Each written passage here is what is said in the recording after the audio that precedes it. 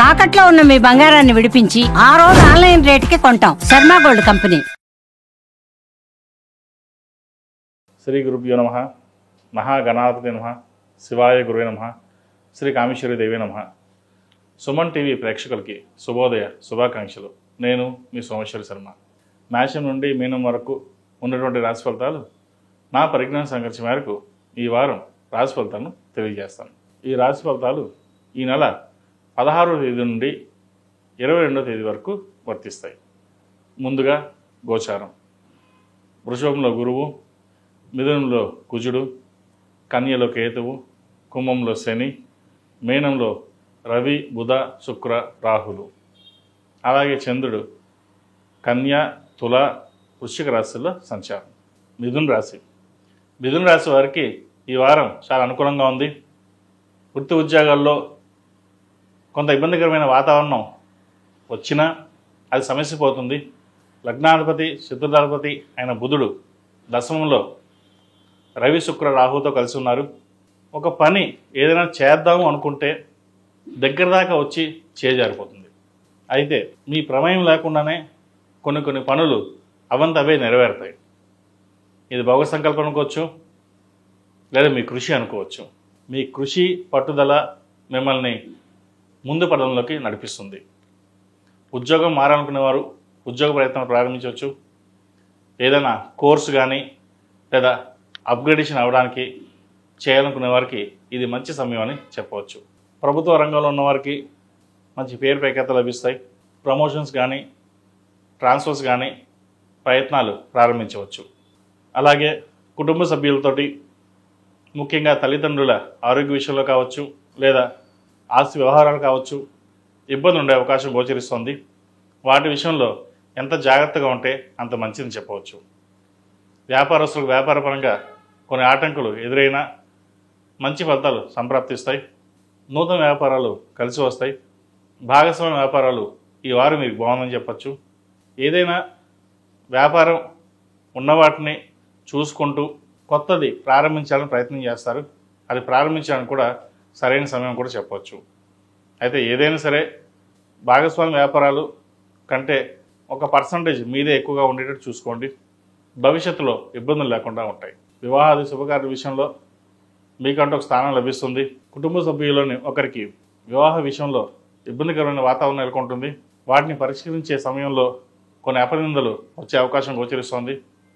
అయితే వాటి విషయంలో కొంత జాగ్రత్తగా వ్యవహరించడం చెప్పదగినది.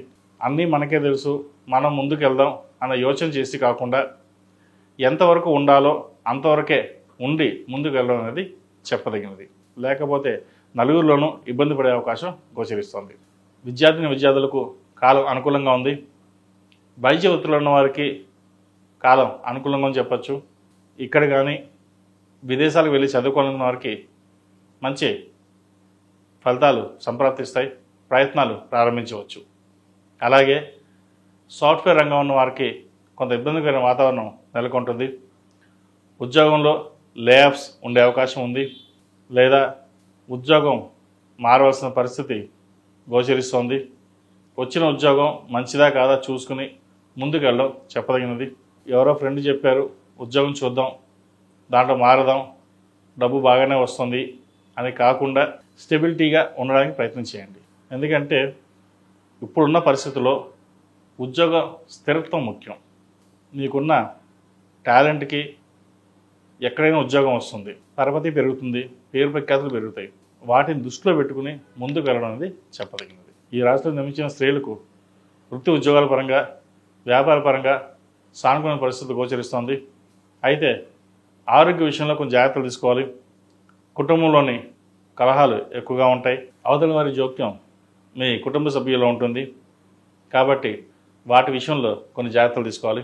సంతాన సంబంధమైన విషయ వ్యవహారాలు అనుకూలంగా ఉన్నాయి. వారికి మంచి సంబంధం కుదురుతుంది.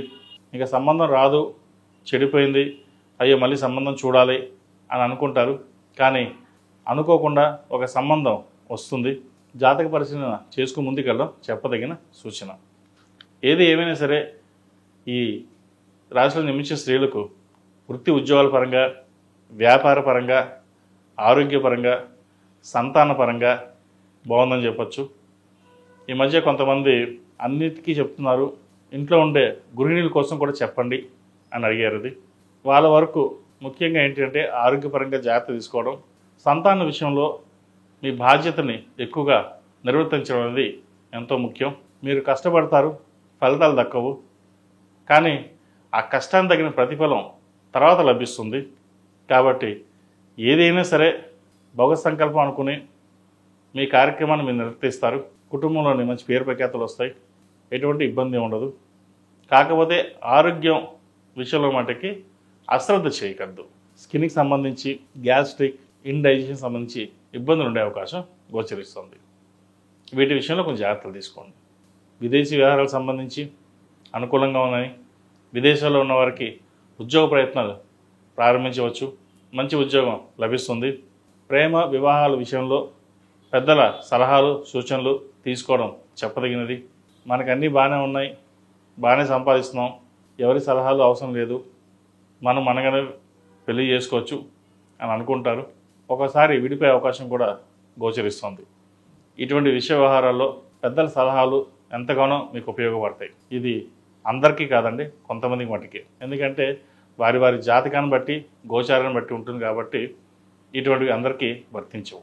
ఈ రాశిలో జన్మించిన వారు ప్రతిరోజు ప్రతినిత్యం నవగ్రహ ఒత్తులతో దీపారాధన చేయడం, సోమవారం నాడు, గురువారం నాడు దక్షిణామూర్తి స్తోత్రాన్ని పఠించడం, అలాగే శివతాండవ స్తోత్రం, ఏదైనా పనులు ఆటంకాలు ఉన్నప్పుడు లేదా ముందుకు సాగనప్పుడు శివతాండవ స్తోత్రం చదవండి. ఆ పరమేశ్వరుని ధ్యానం చేసుకుని చదవడం కానీ వినడం కానీ చేయండి. ఏమైనా పనులు ఆటంకాలు ఉంటే తొలగిపోతాయి. ఈ రాశిలో జన్మించిన వారికి కలిసి వచ్చే సంఖ్య 9, కలిసి వచ్చే రంగు వైట్. ఏదైనా పని మీద బయటికి వెళ్ళేటప్పుడు గురువారం కానీ ఆదివారం కానీ వెళ్ళండి, మంచి ఫలితాలు సంప్రాప్తిస్తాయి.